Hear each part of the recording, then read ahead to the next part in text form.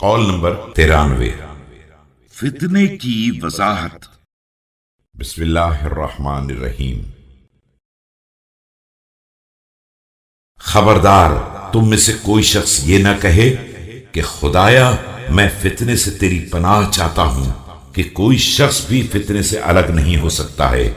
اگر پناہ مانگنا ہے تو فتنوں کی گمراہیوں سے پناہ مانگو، اس لیے کہ پروردگار نے اموال اور اولاد کو بھی فتنہ قرار دیا ہے، اور اس کے معنی یہ ہیں کہ وہ اموال اور اولاد کے ذریعے امتحان لینا چاہتا ہے تاکہ اس طرح روزی سے ناراض ہونے والا قسمت پر راضی رہنے والے سے الگ ہو جائے، جبکہ وہ ان کے بارے میں خود ان سے بہتر جانتا ہے، لیکن چاہتا ہے کہ ان اعمال کا اظہار ہو جائے جن سے انسان ثواب یا عذاب کا حقدار ہوتا ہے، کہ بعض لوگ لڑکا چاہتے ہیں، لڑکی نہیں چاہتے ہیں، اور بعض مال کے بڑھانے کو دوست رکھتے ہیں اور شکستہ حالی کو برا سمجھتے ہیں۔